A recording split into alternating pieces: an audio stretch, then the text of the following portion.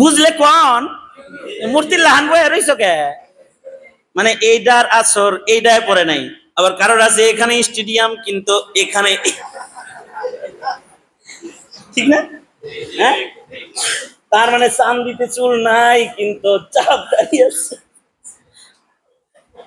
চান্দিতে চুল নাই এজন্য বুজুর্গ হয়ে গেছে। এক লোক পাইছি আমি, চান্দিতে চুল নাই বুজুর্গ হয়ে গেছে। বুজুর্গ হয়েছে কেমনে? টুপি ছাড়া করে না।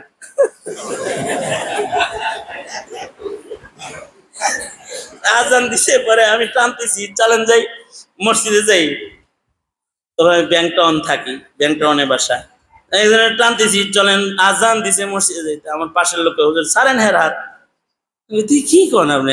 আচ্ছা টুপি হলো একজন মানুষ মসজিদে জমি একা একা জামনি হেরে লয়েছে। হুজুর আসেন সামনে যাই কইতাছে, সামনে গেছি পরে আমার বলে হুজুর ওইটার নামাজের টুপি না, ওইটা টাক ডাকার টুপি। টুপি দেখে তো মনে করছেন লোকটা বুজুর্গ নামাজ যাইব। আরে একটা সেজদা দেয় না, পশ্চিম দিকে আচারও খায় না ও, কিন্তু বহুকাল ধরে দেখি ও টুপি মাথায় দিয়া হাঁটে। প্রথম বুঝি নাই, পরে সন্দেহ করছি বিভিন্ন ধরনের। পরে একজনে বলেন না এমন কোন সন্দেহ কিছুই করো না, মাত্র একটা দোষ আছে, সেটা হলো মাথায় টাক টাক ঢাকার লেগে টুপি ছাড়া ঘুরে না, টুপি পড়ে। কিন্তু বেচারার টাকের আসর তার মুখে পড়ে নাই, চান্দির চুল পড়ছে দেখা মুখের দাড়ি পড়ে নাই। কিন্তু একটা অঙ্গ আছে যে অঙ্গের আসর কানে পড়ে, চোখে পড়ে, মুখে পড়ে, হাতে পড়ে, পায়ে পড়ে। মানব দেহের ভেতরে একটা অঙ্গ আছে কলব নামক অঙ্গ। আলা ইন্না ফিল জাসাদি লামুদগা ইযা সালুহাত সালুহাল জাসাদু কুল্লু ওয়া ইযা ফাসাদাত ফাসাদাল জাসাদু কুল্লু আলা ওয়াহিয়াল কালব। একটা অঙ্গ আছে যে অঙ্গের সাথে রুহানি সম্পর্ক, রুহের সম্পর্ক দিল। এই দিল যদি কারোর অসুস্থ হয়ে যায়, দিল খারাপ যার, চোখ খারাপ তার, দিল খারাপ যার, কান খারাপ তার, দিল খারাপ যার, মুখ খারাপ তার, দিল খারাপ যার, হাত খারাপ তার, দিল খারাপ যার, পা খারাপ তার। দিল খারাপ তো খারাপ পথে হাঁটে, দিল খারাপ তো বাজে জিনিস দেখে, দিল খারাপ তো বাজে জিনিস শোনে, দিল খারাপ তো বাজে কথা বলে, দিল খারাপ বাজে ভাবনার জগতে ঘুরে বেড়ায়। দিল খারাপ হয়ে গেলে প্রত্যেকটা অঙ্গ প্রত্যঙ্গের উপরে এটার আসর পড়ে যায়। এ কারণে দিলের চিকিৎসা, রুহের চিকিৎসা, এটা হলো সবচেয়ে গুরুত্বপূর্ণ। এ কারণে ময়দানে মাহশারে আল্লাহ তাআলা জিজ্ঞেস করবেন, বান্দা আমি অসুস্থ ছিলাম, দেখতে আইছিলি না কি লেগে? আল্লাহ বলবেন যে আমি রুগ্ন ছিলাম, অসুখ ছিলাম, আমারে দেখতে আইলি না কেন? হাসরের দিন বলিবেন খোদা, হে আদম সন্তান, তুমি মোরে সেবা করো নাই, যবে ছিল আমি রোগে অজ্ঞান। বান্দা আশ্চর্য হয়ে যায়, আল্লাহ আপনার আবার রোগ হইল কবে? আপনি রোগে অজ্ঞান অচেতন কবে ছিলেন? আমনেরে দেখতে যাবো? তো আল্লাহ তাআলা বলেন অসুস্থ রোগীর সাথে তো আমি থাকি, তুমি যদি অসুস্থ রোগীটাকে দেখতে যেতে তো আমাকে দেখতে যাওয়া হইতো। তার মানে অসুস্থ রোগীর সাথে আল্লাহ পাকের রহমত থাকে। অসুস্থ হালাতে গুনাহ মাফ হয় যদি বান্দার ঈমান রয়, যদি সে সাবের হয়। কয়টা কথা কইছি? যদি ঈমান রয় আর যদি সে সাবের হয়, তাইলে অসুস্থতার মাধ্যমে তার গুনাহ মাফ হয়, নেকি হয়, দারাজাত ও মর্যাদা বৃদ্ধি হয়। আল্লাহু আকবার। মর্যাদা বাড়তে থাকে বান্দা অসুস্থতার কারণে। এ কারণে আমাদের বুজুর্গদের অসুস্থতা হইলে দোয়ার ঢং ছিল আজব ঢং। কি ঢঙে দোয়া করতেন? বলতেন আল্লাহ সুস্থতাও তোমার নিয়ামত, আল্লাহ অসুস্থতাও তোমার নিয়ামত, তবে আল্লাহ অসুস্থতার নিয়ামতটার চাইতে সুস্থতার নিয়ামতটা আমারে দিলে আরাম বেশি। ওগো আল্লাহ, তাই তুমি অসুস্থতার এই নিয়ামতটাকে সুস্থতার নিয়ামতের দ্বারায় পরিবর্তন করে দাও। কত সুন্দর দোয়ার ঢং। আল্লাহ আমাকে তুমি সুস্থতার নিয়ামতটা দিয়া অসুস্থতার নিয়ামত নিয়া বদলায় দাও, নিয়ামতটাকে পাল্টায় দাও। ওটাও নিয়ামত, এটা পাল্টায় দাও। তো অসুস্থ আল্লাহ কখনো কখনো কাউকে করে দেয়, তখন সাবের হইতে হয়, ধৈর্যশীল হইতে হয়। কারণ জিসমানি রোগের কষ্টের সীমানা বেশি দূর না, শুধু মরণ পর্যন্ত। কেউ মরে গেল, কষ্ট শেষ। আর যদি আর একটা বিষয় হলো হাকিম মোহাম্মদ থানভী রহমাতুল্লাহ আলাইহির সুন্দর সুন্দর কিছু কথা নকল করে করে আমি আপনাদেরকে শোনাইতেছি। হযরত থানভীর কথা নকল করে করে শোনাইতেছি। আর একটা বিষয় হলো জিসমানি রোগী মইরা গেলে রোগটাও মইরা যায়। তার রোগের কারণে ইসলামে কোনো ছোঁয়াছে নাই। একজনের রোগ আরেকজনের কাছে যায় না, কিন্তু আত্মিক রোগ ছোঁয়াছে। আত্মিক রোগ যদি কারোর হয় তাহলে এটা কি? ছোঁয়াছে। আবার আত্মিক গুণ যদি কারোর থাকে এটাও ছোঁয়াছে। এ কারণে আল্লাহ বলেন কুনু মা'আস সাদিকিন। কারণ সোহবতে সালেহ তোরা সালেহ কুনাদ, সোহবতে তালিহ তোরা তালিহ কুনাদ। আত্মিক রোগী একা মইরা যায়, কিন্তু ইমরান সরকার একজন ছিল, এটা গেছে, কিন্তু আরো হাজার ইমরান রেখে গেছে। আহমদ শরীফ একজন গেছে, সালমান রুশদি একটা গেছে, হাজার সালমান রুশদি রেখে গেছে। আত্মিক রোগী মইরা যায়, কিন্তু ওর রোগে রুগ্ন মানুষের বিরাট বড় একটা দল রাইখা যায়। যেমন কাদিয়ানি মারা গেছে, কিন্তু কোটি কোটি কাদিয়ানি রাইখা গেছে।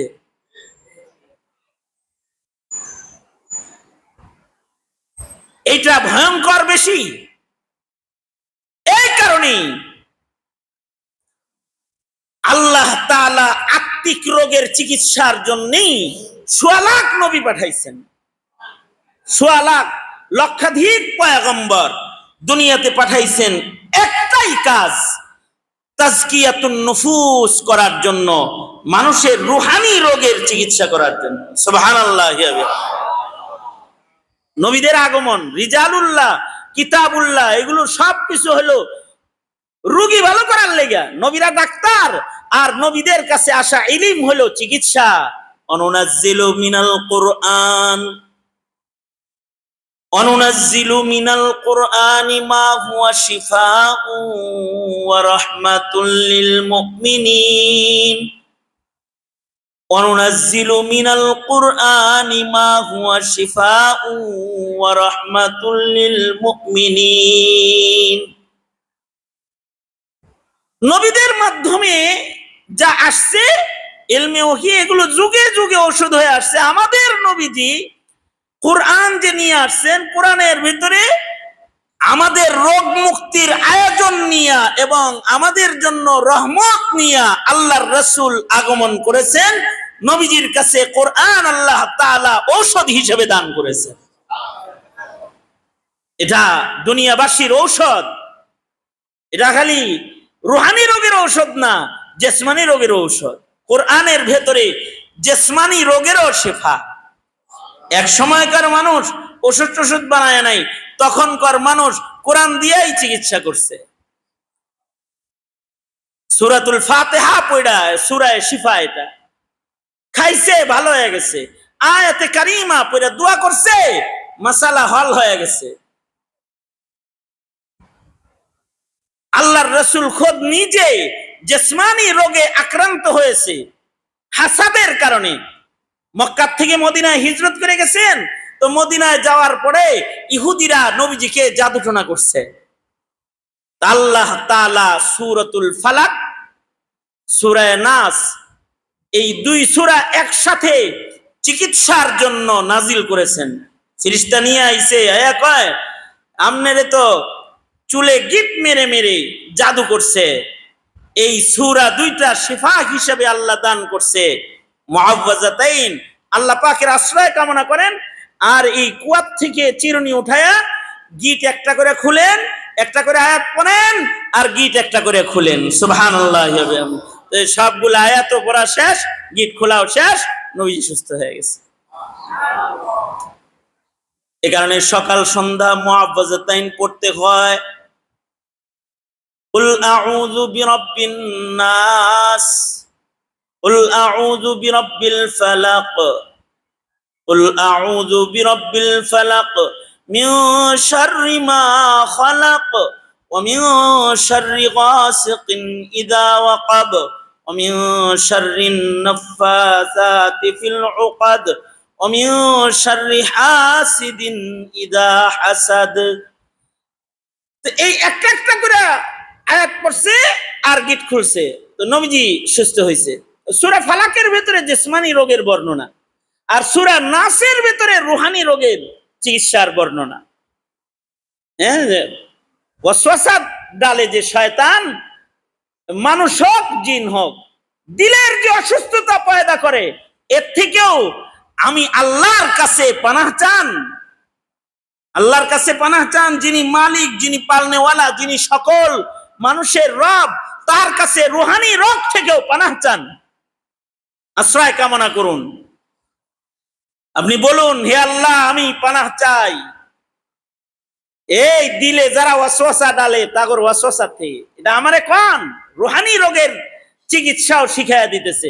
এ কারণে মাসনুন আমল হলো সকাল সন্ধ্যা মুআওয়াযাতাইন পড়া, প্রতি নামাজের পরে পরে সূরা ফালাক নাস পড়া, ফজরের পরে তিনবার তিনবার, মাগরিবের পরে তিনবার তিনবার, হার নামাজের পরে একবার একবার আয়াতুল কুরসি যদি কেউ পড়ে, আল্লাহ তাআলা দুনিয়ার ক্ষতির থেকে তাকে হেফাজত করবে।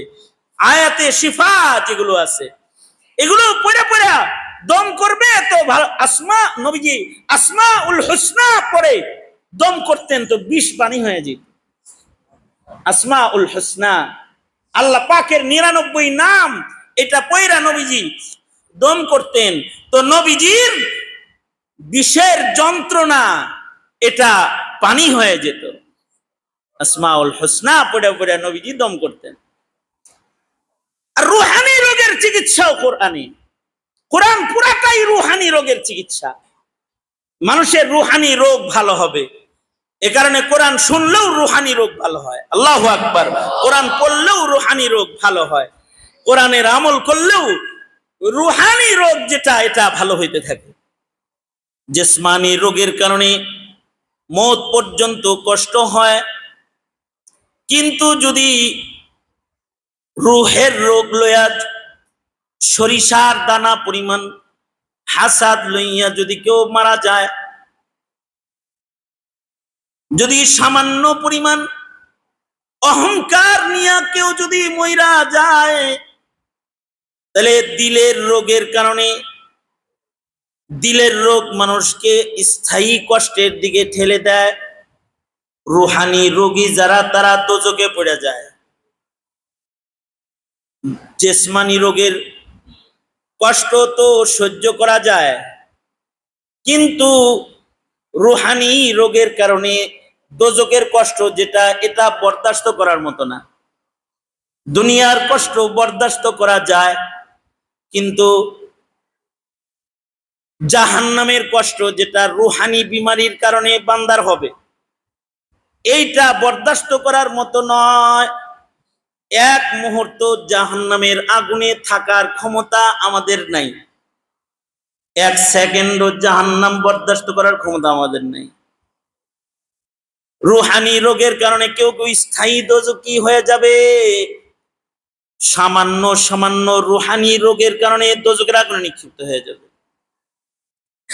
জাহান্নাম ইন্নাহা সাআত মুস্তাকাররাও ওয়া মুকামা, জাহান্নামের জায়গাটা বড় নিকৃষ্ট, এটা বসবাসের উপযুক্ত জায়গা নয়। সামান্য সময় দোজখ সহ্য করার মতো ক্ষমতা কারোর নাই। দুনিয়ার জীবনে কেউ যদি 90 বছর বিছানায় গায়ে ঘা নিয়ে পড়ে থাকে, তাহলে 90 বছরে যে কষ্টটা হবে, এই 90 বছরের কষ্ট যদি মিজানের এক পালায় রাখা হয়, আর জাহান্নামে যাকে ফেলা হবে তার 1 সেকেন্ডের কষ্ট যদি আর এক দিকে রাখা হয়, তো 90 বছরের শারীরিক রোগীর লাগাতার 90 বছরের কষ্টের চাইতেও জাহান্নামের 1 সেকেন্ডের কষ্টের ভয়াবহতা কম না বেশি? যদি তাই হয়, তাইলে শারীরিক রোগের ব্যাপারে দুশ্চিন্তা যেমন করি, রুহানি রোগের ব্যাপারে দুশ্চিন্তা কি কম করা দরকার না বেশি করা দরকার? খালি নিজের ডানা পরেরটাও। বাড়িতে কেউ শারীরিক রোগী আছে, তারে হাসপাতালে নিয়ে যান, আর আত্মিক রোগী বাড়িটা বুঝাই আপনি একা একা চিল্লায় যান। হ্যাঁ, আপনি একা একা ওয়াজ শুনতে আয়েন। আপনার বড় ছেলেটা রুগী, আপনার ছোট ছেলেটা রুগী, আপনার মেয়েগুলা রুগী, আপনার বিবিটা রুগী, কোনদিন চিন্তা করছেন? চিন্তাও তো করলেন না। বউরে এত আদর করেন, চোখে একটু কম দেখে দেখে চক্ষু হাসপাতালে যায় বয়ে রয়েছেন ব্যাকলের লাহান। কিন্তু আপনার বিবি যে আত্মিক রোগী, এটা চিন্তা করছেন কোন সময়? নিজের ও নিজের আহালের শারীরিক চিকিৎসার প্রতি যতটা যত্নবান হন, তার চাইতে অনেক বেশি যত্নবান হতে হবে আত্মিক চিকিৎসার। কারণ আত্মা ভালো তো সব ভালো, কলব ভালো তো সব ভালো। এইটা যাদের সুস্থ তারা আসলে সুস্থ। আল্লাহর রাসূল বলেন, আলা ইন্না ফিল জাসাদি লামুদগা ইযা সালুহাত সালুহাল জাসাদু কুল্লুহু ওয়া ইযা ফাসাদাত ফাসাদাল জাসাদু কুল্লুহু আলা ওয়া হিয়াল কলব। চোখের আসর কানে পড়ে না, কানের আসর হাতে পড়ে না, হাতের আসর পায়ে পড়ে না, দাঁতের আসর জিহ্বায় পড়ে না। তাহলে দাঁত পড়ে গেলে জিহ্বা পুড়ে যেত। কি স্যারিসেন কে 32টা দাঁত পড়ছে, কিন্তু একটা জিহ্বা পড়ে নাই, ঠিক না? 32টা দাঁতই পড়ে গেল, কিন্তু জিহ্বা পড়ে নাই। দাঁতের আসর জিহ্বায় পড়ে না। এক চোখের আসর, চোখ নষ্ট হয়েছে, একটা নষ্ট হয়েছে, আর একটা ঠিক আছে। কখনো কখনো পড়ে, কিন্তু একটার আসর আর একটাই পড়ে নাই। অনেকের আছে মাথার আসর মুখে পড়ে নাই, আবার মুখের আসর কারোর আছে মাথায় পড়ে নাই। কিছু মানুষ আছে মাকুন্দা বলে, দাড়ি হয় না কিন্তু চুল হইছে, তার মানে থুতনির আসর চান্দিতে পড়ে নাই, ঠিক না? রূহ ভালো তো সব ভালো, রুহানিয়াত আসছে তো শৃঙ্খলা চলে আসছে, শান্তি চলে আসছে। রুহানিয়াত নষ্ট হয়ে গেছে, সব কিছু নষ্ট হয়ে গেছে। এটার আসর সব কিছুর উপরে পড়ে যায়। সুতরাং তাইলে বলুন, কলবের রুহানি চিকিৎসার আয়োজন মাঝে মাঝে, বছরে একবার, নাকি বারবার? বারবার, ঠিক কিনা বলেন? ঘরে বসে কেমনে চিকিৎসা করবেন? এই যে আসেন যে আজ যে বলি 100 বার সুবহানাল্লাহ, 100 বার আলহামদুলিল্লাহ, 100 বার লা ইলাহা ইল্লাল্লাহ, 100 বার আল্লাহু আকবার, 100 বার সুবহানাল্লাহ, 100 বার দরুদ শরীফ, 6 তাসবির বড়ি যে প্রতি মাসে দেই, খান না কেরে? কি স্যার হইছেন কে? হ্যাঁ, পড়ার টাইম পান না কেরে? দিল যে অসুখ এটা বুঝে আসে না? এটা যদি বুঝে আসে তো কাজা করেন কেন? সকাল সন্ধ্যা জিকিরটা করতে পারেন না? রাগ হওয়ার কিছু নাই। বলবেন যে এইভাবে বলেন, এইভাবে বলবো না তো কিভাবে বলবো? তাহলে আসেন বলার ঢং পাল্টাই। কানে বলবো না, আপনার পায়ে বলি, পায়ে ধরে বলি, দেন পাও জড়ায় ধইরা বলি।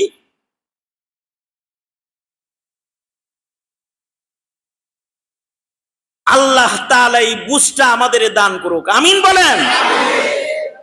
সবাই ইস্তিগফার করেন। আস্তাগফিরুল্লাহ রাব্বি মিন কুল্লি যামবি ওয়া আতুবু ইলাইহি লা হাওলা ওয়ালা কুওয়াতা ইল্লা বিল্লাহিল আলিয়্যিল আযীম।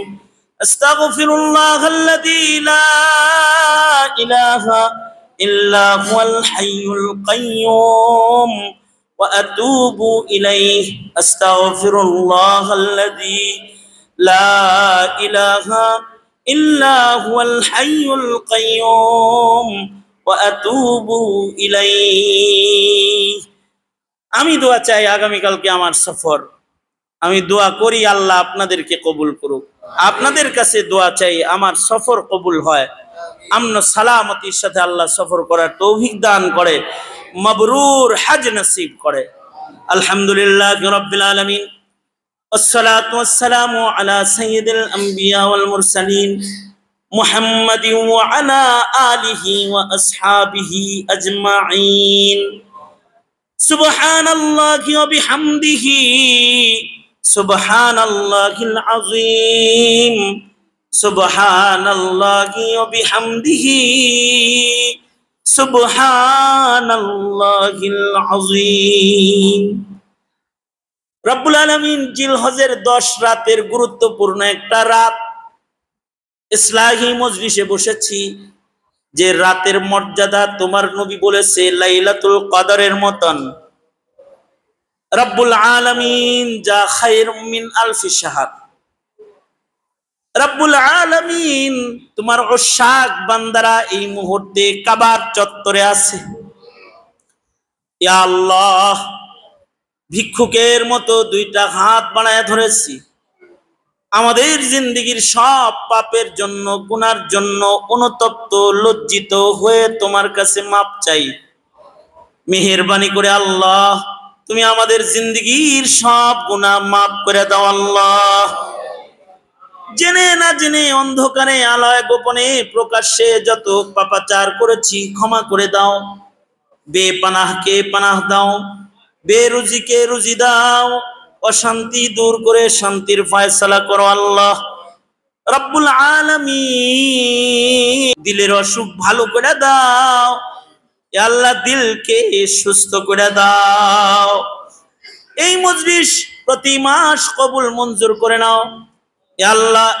এই মজলিসটাকে জারি রাখার কদর বুঝার তৌফিক তোমার বান্দাদেরকে দান করো আল্লাহ রব্বুল আলামিন। আমরা যারা হাত তুলেছি, অনেকের মা নাই, অনেকের বাবা নাই, নিজের হাতে নিজের মা বাবা যারা কবরে রেখেছে তাদের মা বাবার কবরগুলা জান্নাতের বাগান বানায়া দাও আল্লাহ। যাদের মা বাবা আছে হায়াত বানায়া দাও, বেশি বেশি করে খেদমত করতে পারে তৌফিক দান করো আল্লাহ।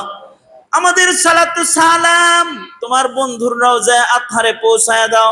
ছাত্রদের জেহেন যাকাওয়াত খুলে দাও রব্বুল আলামিন। ফাহম সমঝ আলী বানায়া দাও ইয়া আল্লাহ। তাদেরকে ইলমে নাফি দান করো আল্লাহ, ইলমে নাফি তাদেরকে তুমি দান করো আল্লাহ। আল্লাহ মাদ্রাসার সকল জরুরত খাজানায়ে গায়েব থেকে মিটায় দাও। জানি না কোন দোকানের কাফন রেডি, কখন জানি মওতের পরওয়ানা জারি হয়ে যায়। মরণের আগে আমাদের নাম তোমার প্যারা বান্দার দপ্তরে উঠায়া দিও আল্লাহ রব্বুল আলামিন।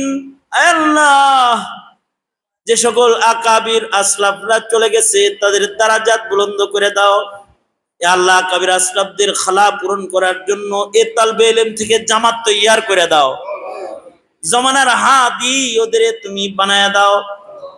আল্লাহুম্মা ইন্না নাসআলুকাল জান্নাতা ওয়া রিযাকা ওয়া নাউযু বিকা মিনান নার।